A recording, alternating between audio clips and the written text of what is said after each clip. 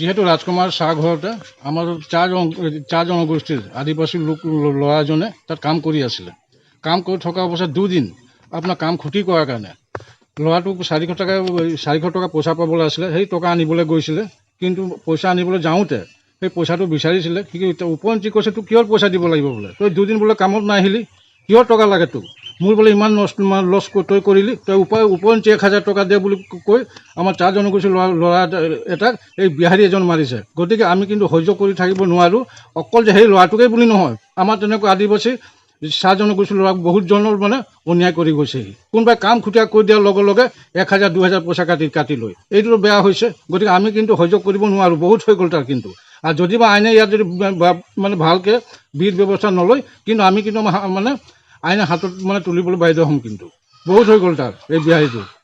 যদি আমাৰ খিলঞ্জীয়া অসমীয়াক যদি তেনেকুৱা কৰি আমি সহ্য কৰিব কেতিয়াও নোৱাৰোঁ। কিন্তু এইটো গৰীব ল'ৰা, ইয়াৰ ঘৰটোত আছে নেকি চাওকচোন। আমাক লাজহে লাগিছে ঘৰটো চাবৰ কাৰণে। আজি পেটৰ কাৰণে কাম কৰিছে, আজি বেমাৰ আজাৰ কাৰণ নাথাকে।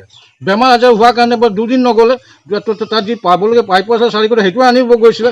উপৰঞ্চি কৈছে বোলে তোক 400 টকা কিহৰ লাগে, তই কাম খুটীয়া কৰিছ, তোৰ জেগাত মই বেলেগ মানুহ আনিছোঁ, তাহাঁতক 1000 দিবলৈ তই 1000 টকা দে। সেই বুলি তেনেকুৱা কৈ পেলাই তাক একশ্যন মাৰিলে। সেই ল'ৰাটো পলাই আহিব লৈছিলে, কিন্তু ৰাস্তাতে মানে আগুচি ধৰি তাক চাইকেলটো লৈ ল'লে। তাৰ মাকে বজাৰ কৰিবলৈ টকা দিছিলে 1200 টকা, এই 1200 টকা কাঢ়ি ল'লে। এইটো কিবা আইনত পৰিছে নেকি? কিন্তু এইটো বেয়া হৈছে। কিন্তু আমি কিন্তু সহ্য কৰিব নোৱাৰোঁ। কিন্তু এইটো ইতিমধ্যে আৰক্ষীক এজাহাৰ দিয়া হৈছিলে 24 তাৰিখে এজাহাৰ দিয়া হৈছিলে, কিন্তু আৰক্ষী বিষয়ে কিন্তু কোনো কাণশাল দিয়া নাই কেছটো লৈ পেলাই। গতিকে আমি দুখ পাইছোঁ অন্ততঃ। আমাৰ চাহ জনগোষ্ঠীক মানে কি আমি গৰীব যে, আমাৰ কাৰণে পুলিচ প্ৰশাসন নাই নেকি? আজি তাৰ যে মানে কোটি টকা মানুহ তাক ছাপোৰ্ট কৰি আছে বুলি ক'ব লাগিব এইটো ক্ষেত্ৰতে। নহ'লে বেলেগ ক্ষেত্ৰত পুলিচ ঘপককৈ আহি পেলাই উঠাই লৈ যায়। আজি 3 দিন হ'বলৈ হৈ গ'ল, কিন্তু কোনো পুলিচ নাই। চাহ ঘৰত কাম কৰিছিলোঁ, এদিন ক্ষতি কৰিলে 500 টকা কাটি দিয়ে। আৰু মানে গা বেয়া থাকিলে বা কিবা জ্বৰ থাকিলে সেইবোৰ নাচায়। মানে 500 টকা 1500 টকা 1200 টকা যিমান মানে পাৰে কাটি দিয়ে। দুদিন হ'লেতো আৰু বেছিয়ে কাটে। মানে তাৰ বহুত মানুহ তেনেকৈ কৰি থৈছে। তেতিয়া তাৰপিছত আৰু আমাৰ কাম যাবলৈ ইচ্ছা নকৰে। তাত কেনে কৰিবি, ইমান এদিনত যদি 500 টকা 1000 টকা কাটি দিয়ে, তেনেকৈ কেনে কাম কৰিবি তাত। সেইকাৰণে কাম কৰিব নোৱাৰোঁ তাত কৰিবলৈ। তাৰপিছত আমি এৰি দিলোঁ তেনেকৈ। মানে যিটো পাবলগীয়া পইচা সেইটো নিদিয়ে, যিটো পাবলগীয়া পইচা সেইটোও নিদিয়ে বোলে।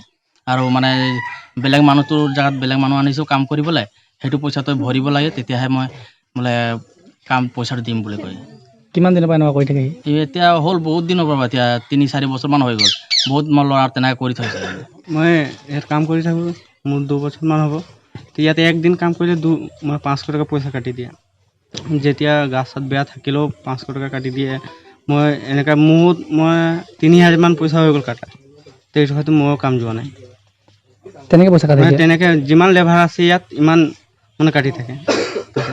লেবাৰ আহিলে আৰু অকণমান ফুটানি বাঢ়ি যায়, নতুন মানুহ আহি যায়। আমাৰ পুৰণা মানুহকেইটাক এনেকৈ 500 কাটি থাকে।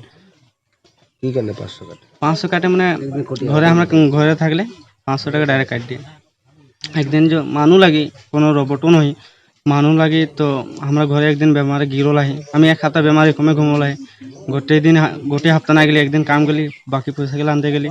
डायरेक्ट बोला तोर पैसा काट दिली, हमारे इतना टका खर्चा हलो। हम तो एक दिन काम ना जाए, हमारे डायरेक्ट 3000 टका खर्चा है। तो हम बोलते बाबूदा हम 3000 की खर्चा है, तू तो मानू लगी उठे, तो हमारे पैसा बाकी गलो दे।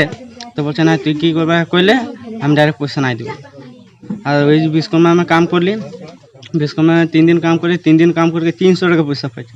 আর বাকি দিন নাই পয়সা পাই। এখন যদি পয়সা পাই আমি ঘর কি করে চলবো? আমি এটাই কম, অনাৰক্ষী মানে ইমানেই দপদপনি হৈছে নহয়, বাগানতে হওক, আজি চহৰতে হওক বা গাঁৱতে হওক। কিন্তু এটা কথা কম, যি বিহাৰী সম্প্ৰদায় চাহু নামৰ যিজন ব্যক্তিয়ে আমাৰ যিজন খিলঞ্জীয়া অসমীয়াৰ ওপৰত অত্যাচাৰ কৰিছে, মাৰধৰ কৰিছে, তাক আমি গৰিহণা দিছোঁ। আৰু আমি 48 ঘণ্টা সময় বান্ধিছোঁ। 48 ঘণ্টাৰ ভিতৰত যদি সেই অনা অসমীয়াই যদি আহি পিনি ৰাইজৰ সমজুৱাকৈ যদি ক্ষমা নোখোজে, তেনে কিন্তু আমি সদৌ টাইম চেতনাই তীব্ৰ ভাষাৰে আমি আৰু আন্দোলন গঢ়ি তুলিবলৈ বাধ্য হ'ম। এনেকুৱা অনা অসমীয়াই প্ৰতিবাৰে প্ৰতি অসমীয়াক যদি এনেকৈ মাৰধৰ দপদপনি কৰিবলৈ বিচাৰে, তেনেকুৱা কিন্তু আমি সদৌ টাইম চেতনাই হাত সাৱটি বহি নাথাকোঁ। এইটো স্পষ্ট কথা।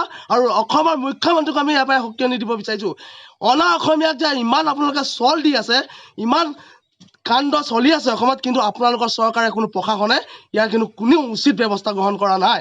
তাক আমি কিন্তু ধিক্কাৰ জনাইছোঁ।